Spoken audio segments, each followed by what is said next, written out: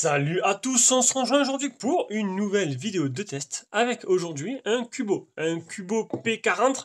C'est la rentrée, c'est le retour des vacances, donc du coup on reprend les tests. Là, je fais le Cubo P40, j'enchaînerai fin de semaine avec le Cubo X30, je crois. Donc voilà, deux Cubos.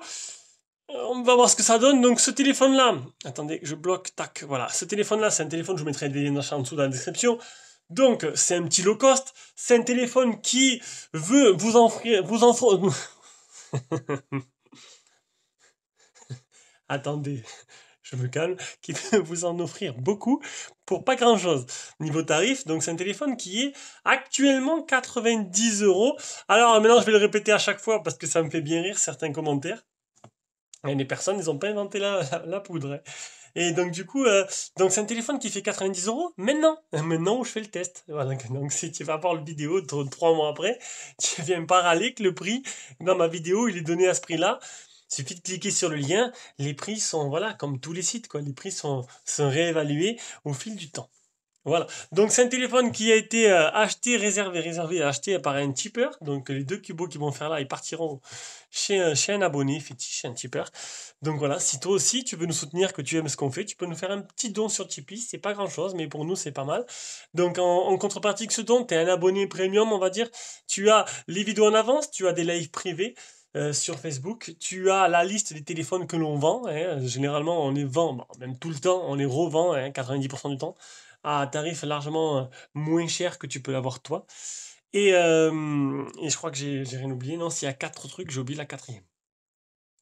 Vidéo en avance, liste Tipeee, les mails, des mails, voilà. Des mails chaque jour, là j'ai repris, et c'était les vacances, hein, donc tranquille, des mails chaque jour, je te tiens à l'actualité du site. Je te tiens au courant. Tu peux aussi t'abonner si tu l'es pas déjà, et voilà. Et mettre un petit commentaire, un petit pouce bleu, c'est plutôt sympa. On lit tous les commentaires, on répond pas forcément à tous, parce qu'il y en a vraiment beaucoup, mais on essaie de faire au mieux. Voilà, allez, on va commencer ce test. Donc pour ceux qui se demandent, je filme toujours avec mon Oppo Reno 4 Pro que je n'ai toujours pas changé, même s'il y en a un que j'ai dans le viseur. Et là j'ai mis sur Open Camera pour filmer, j'ai mis optimisé pour la voix. Donc ça va changer. Avant c'était optimisé caméscope, vous avez tous les bruits un peu ambiants, ça faisait un peu bon, comme caméscope quoi, un petit tch derrière. Là c'est que optimisé par la voix. Donc à vous de me dire si vous trouvez le résultat plutôt probant ou pas. Allez, on commence donc niveau caractéristique, je vous le dis, donc niveau prix c'est un truc à 90 euros, mais vous allez voir que niveau caractéristique, il veut vous donner beaucoup. Est-ce qu'après ça vaut le coup ou pas? On verra ça tout au long de ce test. Donc niveau dimension, 155 de haut sur 73 de large sur 1 cm d'épaisseur, donc 10 mm, pour un poids de 184 grammes, ce qui fait un téléphone qui n'est pas très lourd. On verra après le design, hein. Là, c'est un téléphone qui est sorti en juin 2020, donc il y a 2 mois. Il existe en noir, en bleu et en vert. Il y a 82%, c'est la surface que prend l'écran par rapport à la surface totale du téléphone. C'est un écran de 6,2 pouces de type IPS en 720p seulement, donc du HD+, donc la définition c'est 1520 x 720. Et chose très très bien, il a une LED de notification qui se trouve juste là. Elle n'est pas énormément grosse, c'est un petit point, mais ça se voit. En dessous, on aura le type C, c'est plutôt bien pour ce prix-là. On aura un haut-parleur, le côté gauche n'aura rien. En haut, on aura le port jack, donc ça c'est bien, pas besoin d'adaptateur. Côté droit, on aura bouton power, bouton volume plus moins. Et là, vous vous demandez, mais où est le tiroir SIM? Eh bien, le tiroir SIM, Cubo, en ce moment, ils font les choses bien. Tu as une coque amovible et une batterie amovible. Donc, du coup, tu pourras acheter, si tu veux, une deuxième batterie. Et si en cas, elle fatigue, tu pourras avoir une deuxième batterie. Et au moins, ça, je sais qu'il y a pas mal de monde que ça intéresse. Ça, c'est bien. Maintenant, il faut voir si le téléphone il tient la route. On aura une nano SIM, deux nano SIM avec une carte SD supplémentaire. Voilà, extensible. Ça, c'est plutôt pas mal. Donc, dans le déballage, j'étais assez, pas bluffé, hein, non, quand même pas, j'étais assez, pas mécontent, hein, de la qualité du produit, qui était plutôt pas mal. Voilà, reconnaissance faciale qui a bien marché. Donc, niveau design, il est un peu spécial, il est tout carré, tout rectangulaire, avec des angles assez prononcés, et puis on peut voir que les bordures, bah, voilà, ça change, ça change. On aime ou on n'aime pas. Bon, après, c'est un téléphone low cost, hein, donc c'est dans des bordures assez... Bon, le menton, il est assez gros et là, c'est pas très bien optimisé. Mais bon, il est pas trop moche non plus. C'est les goûts et les couleurs. Après, chacun, il verra ce qu'il aime. Alors, dans cet appareil photo, dans cette goutte d'eau, on a un appareil photo frontal de 20 mégapixels associé à une reconnaissance faciale. Voilà, qui n'est pas très rapide non plus. Attendez, hop, je supprime ça. Qui n'est pas très rapide, mais qui marche. Vous avez remarqué, il n'y a pas de capteur d'empreinte. Ça, c'est un peu dommage. Pas de capteur d'empreinte. Il faudra faire qu'avec la reconnaissance faciale. Voilà. Et à l'arrière, on aura un combo, alors 4 appareils photo. On verra tout à l'heure, on reviendra sur la partie photo parce qu'il y a un petit couac là-dessus. Donc on aura un principal, un IMX 486 en 12 mégapixels, un deuxième 5 mégas de macro, un troisième 2 mégas grand angle et un dernier 0,3 mégas pour le portrait. Voilà, je pense qu'ils ont voulu juste faire style, c'est assez marketing et 4 appareils photo. Bon, le principal c'est un Sony, ça peut être sympa si l'optimisation est derrière. Le tout animé par un Helio A22, c'est pas la plus puissante des puces de chez Mediatek, avec un PowerVR pour la partie graphique, on verra tout à l'heure si Call of Duty, on peut y jouer ou pas. Et niveau config, c'est du 4 Go de RAM, 128 Go de mémoire interne, c'est jamais vu à ce prix-là, et ça c'est plutôt pas mal. La batterie 4200 mAh avec une charge 10 watts, bon, rapide 10 watts, c'est déjà rapide, hein, c'est mieux que, hein, mieux que rien. Et Bluetooth 4.2 seulement, pas de 5.0. Et niveau des bandes 4G, il manque la B28, sinon les autres elles y sont, il y a bien la B20. Allez, on passe à la suite. La suite, c'est l'écran. Un écran IPS plutôt joli, avec une bonne luminosité, j'ai trouvé. Par contre, voilà, un petit problème avec la calibration de la lumière de proximité. Parce qu'en fait, j'ai dû souvent ou augmenter ou diminuer la luminosité manuellement. Chose que je fais rarement et que si je le fais, c'est que niveau calibration, c'est pas foufou. Du coup, voilà. C'est le capteur du... Qu'est-ce qui s'est passé? De luminosité ambiante. Donc l'écran niveau sensibilité, ça va. C'est assez agréable à utiliser, vous n'avez pas de problème. Le problème se situera autre part. On va y revenir juste après. Donc l'écran ne va pas rester trop longtemps, il n'y a pas de film qui protège l'écran. Et il n'y a pas de solution supplémentaire de type Gorilla Glass ou quelque chose d'autre. On va baisser un peu, même si le Reno 4 Pro, franchement, il est énorme en vidéo. Et franchement, ça c'est plutôt pas mal. Allez, on passe au capteur du téléphone. Alors on va sortir Phone Tester. Hop. Donc capteur de téléphone, on aura quoi? On aura l'accéléromètre, on aura le gyroscope, le champ magnétique, la boussole, le capteur de lumière et le capteur de proximité, qui marche lui pas mal. Donc c'est les capteurs de lumière hein, que je trouve qu'il manque un peu de calibration. Le capteur de proximité marche très bien quand on appelle, l'écran s'éteint et bah, il fait son boulot quoi. Du coup, on atterrit sur la partie logicielle. Alors la partie logicielle, on a une sorte, ben, Google No, hein, sans surcouche, hein, c'est Android stock de base, en version Android 10, qui est plutôt pas mal. Maintenant, ça rame. Vous pouvez le voir là, la fluidité n'est pas exemplaire. Ça rame. Alors, il y en a qui vont me dire, oui, mais attends, 90 € pour ce qu'il donne, c'est normal qu'il rame avec le processeur qu'il a. Ben non. Non, voilà, en juillet, j'ai fait 3 petits low cost à 70-80 €. Et dans les 3, il y en avait 2, surtout un qui était fluidité exceptionnelle, avec une gestion du système qui était très bonne, et franchement, avec aucun ralentissement. Là, il faudra sortir les pagaies, c'est pas super fluide, ça rame pas mal, et c'est sûr que du coup, ça gâche un peu ben, tout simplement. Après, on s'y fait, tu sais que dans la main, tu as 90 €, faudra pas non plus... Voilà, c'est comme ça, et puis il faudra faire avec. Mais voilà, c'est comme ça. Allez, on passe au capture d'écran. Allez, on commence avec une petite mise à jour. Voilà, pas beaucoup, pas grosse, hein, 139 MO. Le Antutu 80506. Test de chauffe qui est plutôt correct, 37 degrés, 10 touches pour l'écran, ça j'ai oublié de le dire, voilà, moi il y est.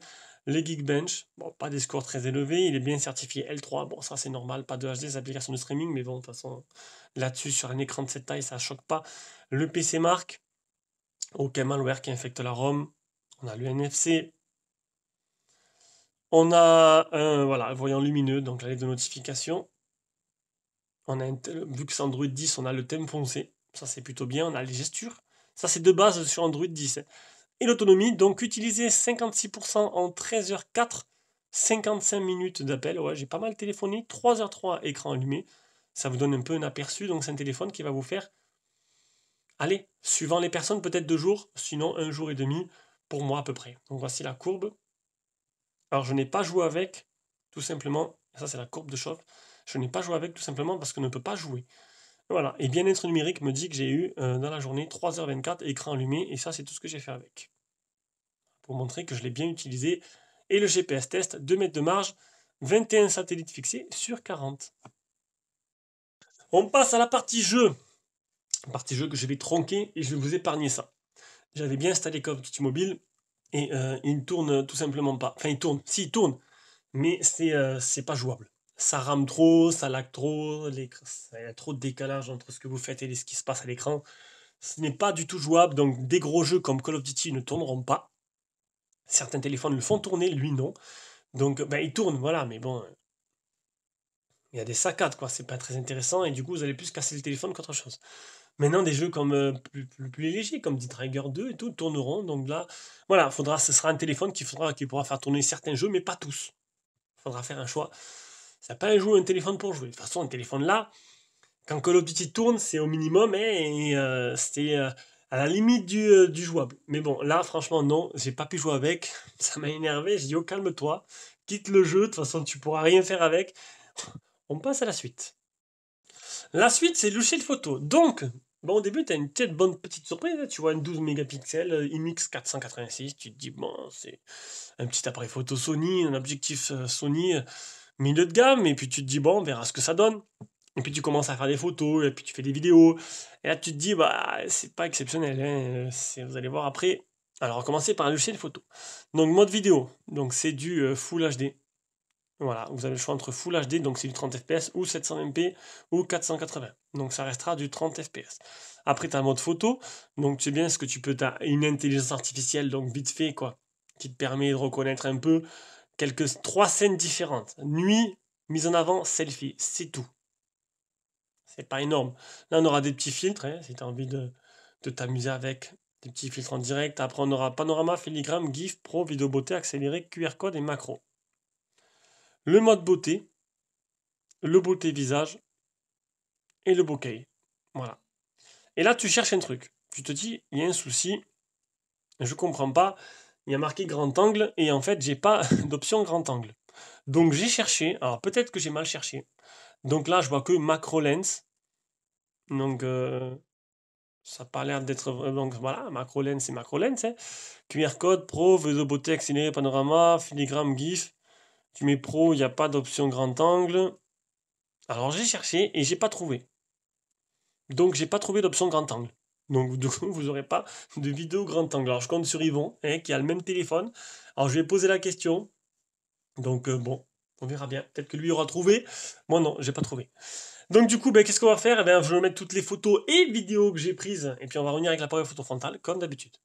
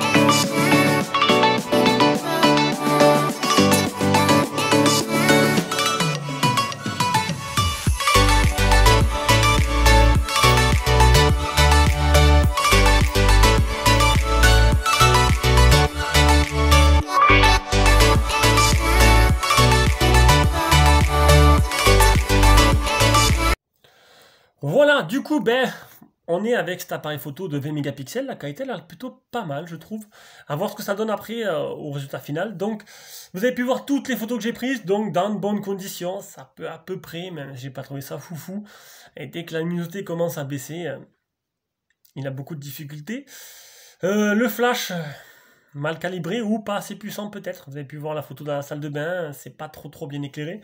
Le selfie, bon ben les photos, ce sera exploitable, hein, à moins que c'est ma tête qui rend mal la photo, mais bon, c'est plutôt correct. Et sinon, ben en vidéo l'autofocus marche plutôt bien. Vous avez pu voir les effets, bon pas très rapide, mais il marche. Il y en a qui marchent pas. Donc l'autofocus se fait de nuit, bon c'est de nuit, c'est moche. C'est normal, hein, c'est pas des trucs qui sont faits pour ça. Donc, comme je vous l'ai dit, j'ai pas trouvé l'objectif grand angle. Est-ce que vraiment il est là, il est pas là? J'ai pas trouvé d'option pour, peut-être dans une prochaine mise à jour. Et sinon, ben, je pense que j'ai fait le tour. C'est moyen, c'est pas exceptionnel. J'ai quand même vu mieux pour moins cher au mois de juillet. Bon voilà.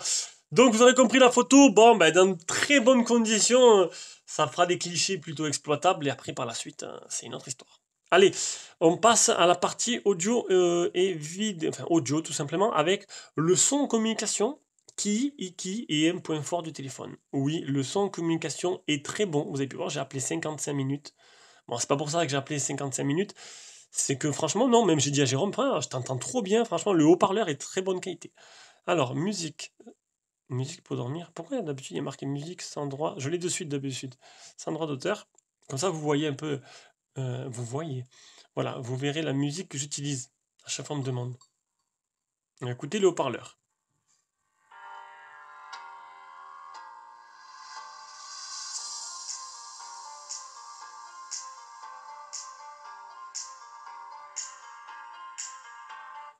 Je préfère couper de suite, hein, un haut-parleur qui n'est pas de bonne qualité, qui grésille un peu et qui m'a fait mal aux oreilles. Le peu de temps que je l'ai écouté, de toute façon je l'avais remarqué direct, hein. Vous savez les notifications d'origine du téléphone là, quand tu reçois un message et tout, je me suis dit bon ça va être, ça va pas être exceptionnel. Donc conclusion, ben, Kubo nous sort un P40 qui veut t'offrir beaucoup pour un prix très bas et qui au final n'est pas sensationnel, qui a des qualités, hein, ben, la batterie amovible, les 128 Go de place. J'essaie de trouver le reste, je cherche. Bon, il a plus de défauts que de qualités, on va dire. Voilà. Bon, après, voilà. C'était mon petit rendu sur ce Cubo P40. J'espère que le prochain, le Cubo c'est X30, je crois, ou C30, je sais plus, ils ont tellement de modèles, sera de meilleure facture. C'est rien, hein, ils ont sorti des modèles qui étaient vraiment pas mal. Là, peut-être qu'ils ont sont un peu trompés sur le résultat final. Allez, ben je vous laisse tout simplement, et puis je repars à la vie normale. Allez, gros bisous, ciao ciao.